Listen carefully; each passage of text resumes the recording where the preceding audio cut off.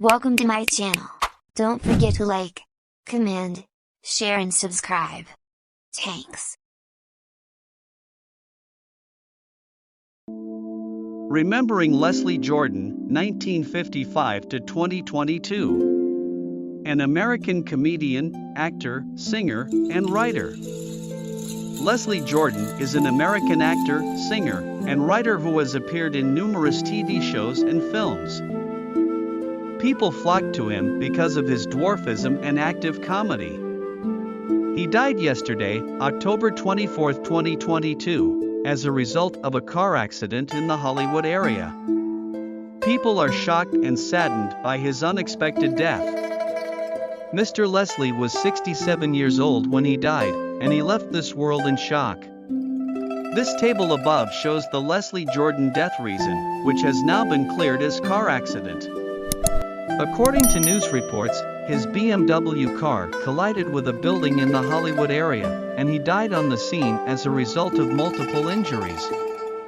He was 67 years old when he died and had a net worth of more than $3.5 million. Leslie had over 5.8 million Instagram followers, and people adored him for his comedic abilities. I fell out of the womb and landed in my mother's high heels. Someone said there are two classes of gay people in the United States, the fabulous and the fearful. There's nothing really in between. The fabulous were on both coasts, but we forget about that huge country out there. Honey, I conquered Netflix. I watched them all. Big Brother has put me off people. I thought, I'm gonna get a dog.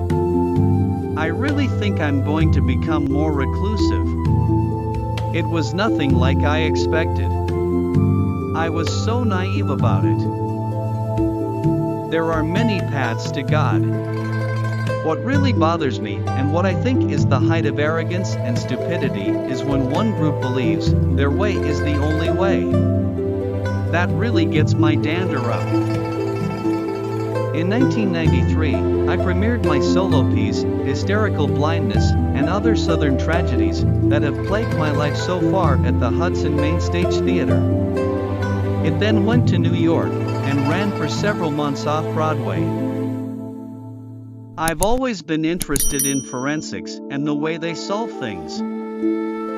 Time has taught me that parents do the best they can with the light they are seeing with. That is what we all do. I love my family dearly. People are really surprised when they meet me that I'm a recluse. People think I'm very gregarious and outgoing, and I'm thinking about writing a book about it called The Gregarious Recluse. How the more that you put me out there in front of audiences, the more that when I have downtime I have to disappear. When I was little, I was like a magpie, which is a bird that's attracted to shiny things. They'll build their nests with Christmas tree tinsel. For years, I had a Christmas ornament I had bought at a Cracker Barrel that read "Deck them halls, y'all."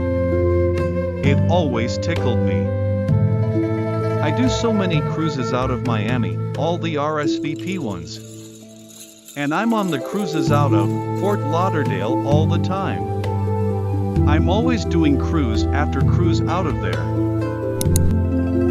I always thought I'd be good at musicals, and it turns out I make up for my lack of skill with enthusiasm.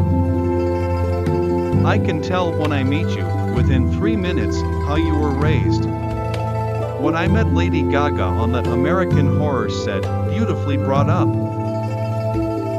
You know, you learned that very young in American culture, that the feminine boys don't do well. And yet, I had a dad who was a lieutenant colonel in the army. My dad was a man's man, but he still adored me. And somehow in the midst of that, I still grew up hating the sissy in me.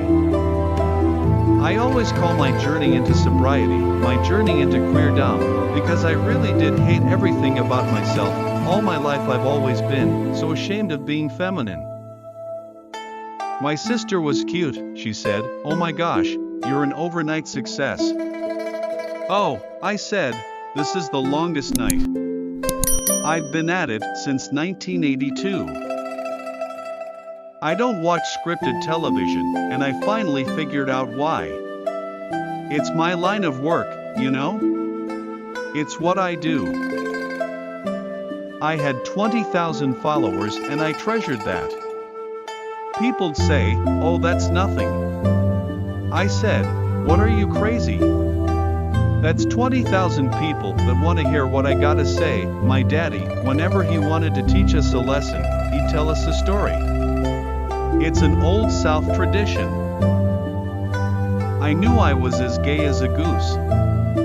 Then I ended up in West Hollywood, where the queers hang from the trees.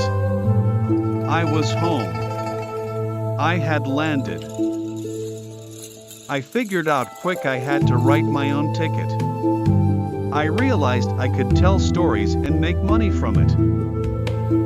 My mother and grandmother created this secret garden where it was okay for boys to play with dolls, and it was okay for little boys to sew potholders. From my years on Will Grace, you'd think I'm Madonna. I'm very proud of my southern accent, it's part of me. I will never be a Robert De Niro or Meryl Streep, the kind of actor that disappears into a role. That's the secret to happiness. Find something you can make money at that you really love to do. People say, oh, you do theater. And I say, honey, I do theater to get better TV and film roles. What amazes me with Will Grace fans is how young they are and how straight they are. The guys always come up and go, you were so funny on that show. My girlfriend watches that show. The thing that I love about Will Grace is that there's a clear-cut reason for my character to be there. I come in with the zinger. My character seldom has much to do with moving the story ahead. I know exactly what my job is there. It's just a party, basically. I'm just having a ball. At one time, when I was younger, I exercised regularly and had a 27-inch waist. In a perfect world, we'd want gay people to play gay people, but I think that's a good rule of thumb. Whoever gives the best audition should get the part. My problem is getting anybody to hire me for anything other than queens. I don't mind playing gay because there's a whole plethora of gay roles out there, but if I get asked to play one more southern hairdresser, I'm going to scream.